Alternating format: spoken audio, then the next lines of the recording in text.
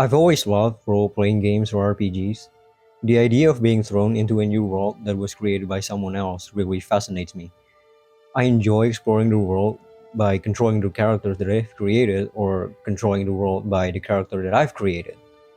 One of those RPGs was The Elder Scrolls V Skyrim, created by Bethesda Softworks.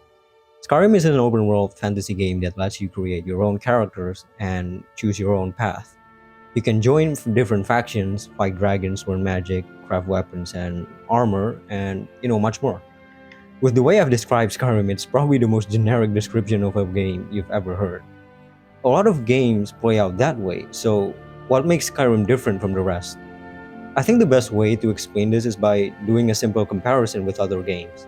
Let's take Assassin's Creed as an example. In that game, you are playing as someone that was created by Ubisoft. For example, in Assassin's Creed 2, you are playing as Ezio. You control that character, you explore the world with that character. You can fight anyone with that character.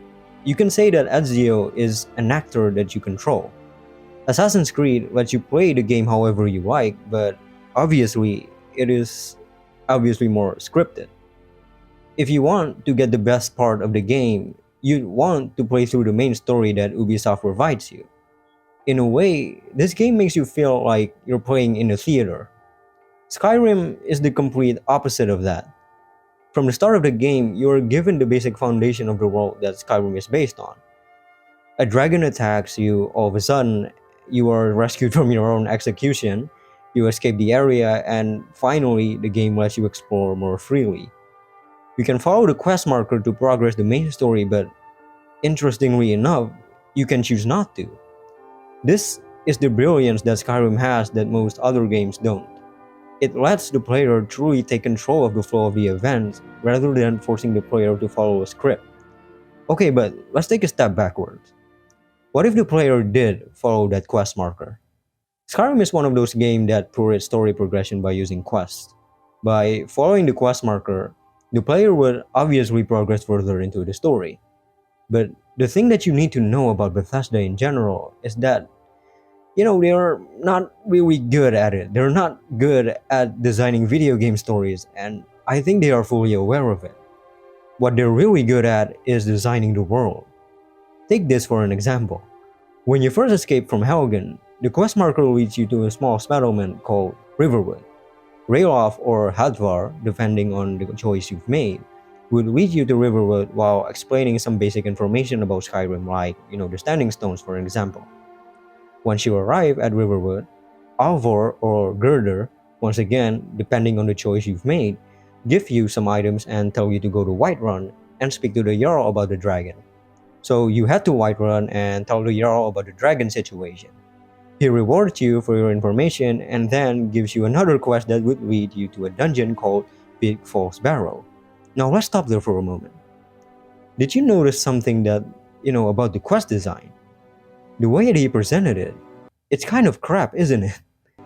With the way I describe it, you'll probably notice some sort of pattern. The game gives you some errand quest that would lead you to an NPC, rewards you for your effort, then gives you another quest. That's literally Skyrim's quest. NPCs in this game are such a major element of quest progression, yet they clearly don't really put that much effort into it. They talk statically like a robot.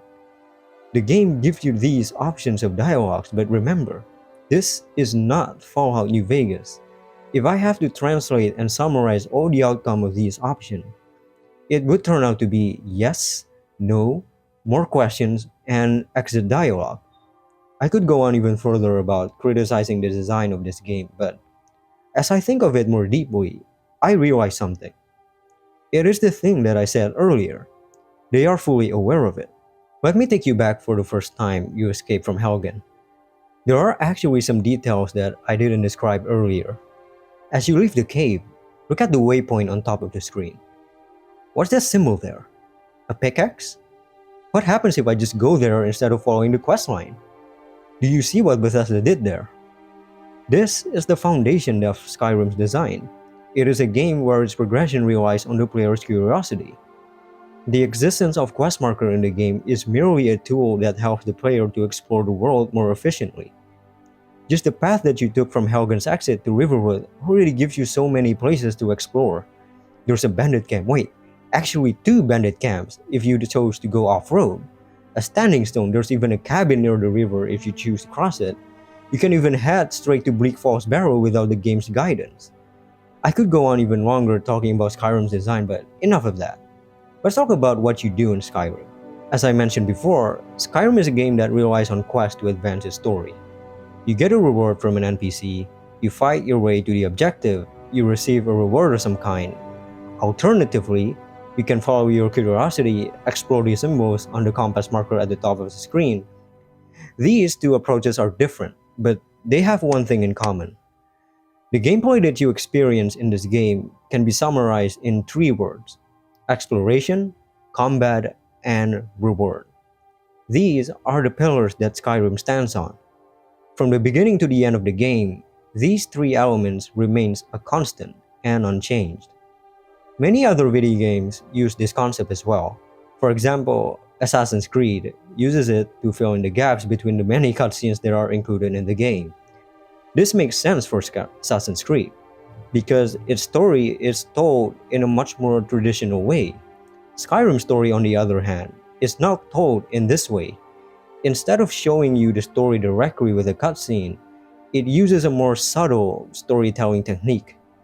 The game does not hand you the story, you have to look for it. Maybe an NPC has some information about the story, or maybe it is hidden in the environment around you. I know this might seem a bit off topic from what I was originally talking about, but the main point I want to take, is that the game uses this concept very differently. It is not just a supplement to a story like in many other games. You can even ignore the story completely and still enjoy it. The reason it can do that is because those three things, exploration, combat, and reward, are literally the core of the game. Think about what makes you sit in front of the screen when playing a game like Assassin's Creed. The main reason you can play for hours is because of the story, while the three things are, the secondary supports. Skyrim is the complete opposite of that. The three things are the primary support, while everything else, like story, is secondary. I think the reason why it is possible to make those three things the primary support that carries the game, and I think most people who play this game would agree, is the variety of playstyles that you can choose in this game. Right from the moment you pick a race to start with, the game already shows you the many different builds you can create. You could be a warrior with two-handed weapon, a mage who uses fire to burn the enemies, a stealth archer who kills from a long distance, and many more. The starting races of Skyrim are also unique in their own ways. For example, the High Elf or the Altmer are the most magically gifted race in Skyrim. They have plus 50 magicka and can regenerate it even faster once per day. The Argonians, they can breathe underwater and resistant to diseases. And personally, my favorite starting race, the Orcs, have the best ability, which is the Berserk ability, which lets them deal double damage with their attacks and take less damage from enemies. I personally think that this race is the most overpowered of them all because of this ability, but I know others may disagree. On top of that, by exploring the world, the game will provide you with even more weapons, spells, shouts, and new abilities. This can make your character even more powerful, and it can even change your build into something completely different. When I replayed this game, I chose my favorite race, the Orcs, and used a weapon called the Ebony Blade. It is a weapon that absorbs a reasonable amount of health with no drawback at all. So, I could spam light attack endlessly and use my Berserk ability that I mentioned earlier. I accidentally created a Millennia build in this game. This is how the game's variety of playstyle makes exploration, combat, and reward into a primary foundation. If you ever wonder why Bethesda kept relaunching the game over a couple generations, this is the reason. Unfortunately, I have to move on to the next segment of this video, which is the flaw of this game. I could write a 1,000-word essay to tell you why this game is so good, but I won't deny the fact that I did stop playing enjoying. I stopped enjoying this game at some point. The last time I played this game before making this video was around 2018, 5 years ago and 2 years after the special edition was released. I remember that I'd spent more than 100 hours in this game, but I also remember the last feelings I had when I finally decided to quit. The final feelings I had with this game were not just ordinary boredom, they were bitterness. When I decided to create this video, which automatically makes me replay the game, I figured out the reason why it left me with bitterness. And the reason why was, ironically, the primary three things that support Skyrim. The very thing I elaborate for so long and give appreciation on was the major flaw of this game. One of the major flaws of open world RPGs is repetition. Let me explain what it means. Open world RPGs usually have a massive world for you to explore. This would mean that, ideally, the first impression that the game gives you should be so good and not repetitive that it would keep the player from boredom. I mean, it makes sense, right? A game can have a world as big as a country, but if the content is repetitive and boring, then what's the point of it? Skyrim suffers from this problem. It is a huge open world, but most of the activities that you'll do in this game are somewhat repetitive. The caves, Nordic dungeons, and many other encounters in the game are so similar. Even the places where the main quests reach you are not so different than the others. Because quests in this game are not so interesting, people will do the exploration, combat, and reward loop that would lead to the inevitable problem. Just ask some Skyrim veterans that have played this game for countless hours. Just how many times did they finish the story from start to the end? I bet they just follow the main quest to the point where they unlock a special ability or event. Another problem that Skyrim has is its difficulty design. There are two types of difficulty in Skyrim: the adjustable difficulty, which is the difficulty slider that you can change in the settings, and the constant difficulty, which, as the name implies, you can't change because that's how Bethesda designed it. Let's talk about the constant difficulty first. In most linear games, the constant difficulty is easy to understand. For example, in Dark Souls 3, the first few areas in this game are the easiest ones. The challenges in the High Wall of Lothric are obviously easier than those in Lothric Castle. Basically, the game gets harder as you progress. But how does it work in an open world game like Skyrim where it is not linear? Well, Bethesda decided to balance the difficulty by scaling the enemies according to your level. Of course, there are some enemies that are hard to beat early on, like the giants or certain areas or dungeons, but most of the time, you won't encounter that problem. I can name very few enemies that is actually more difficult to the rest of them, but even them, they are not even that hard. You might be wondering, if you think the game is too easy, why don't you play on the game, hardest difficulty? Well, let me explain. With this graphical illustration, this is an online graphical calculator called Desmos. Let's just say that the horizontal axis is the time progression and the vertical axis is the difficulty, or how strong the things in Skyrim. The red line shows Skyrim's difficulty, which is linear. I use this equation to represent it. The variables A stands for the difficulty slider of Skyrim. So the higher the value, the harder the game becomes, and vice versa. The purple line shows the player progression, which is exponential. This is just illustration. As you can see, there is a point where the two lines meet. This is the break-even point. So what does this all mean? Basically, the player's character will always catch up and get stronger over time. Changing the difficulty setting simply postponing this inevitable. Even worse if the player is a veteran of this game. The break-even point might happen even earlier. The thing that happens past this break-even point is represented in this other equation that I made. So, this line here is an illustration that represents the player's enjoyment.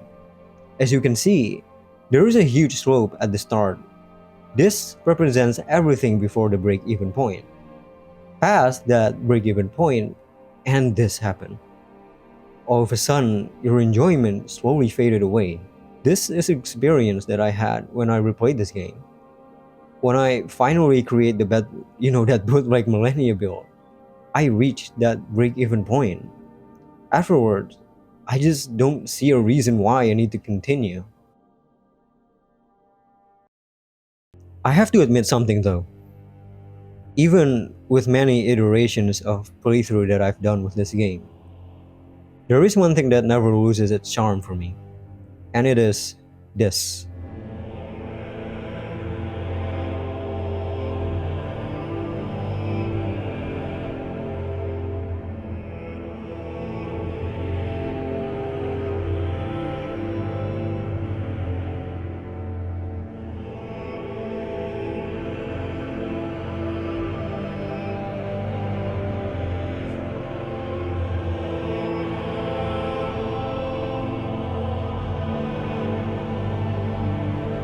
As you travel to the northern side of the land, you walk in the snowy path as you gaze in the night sky.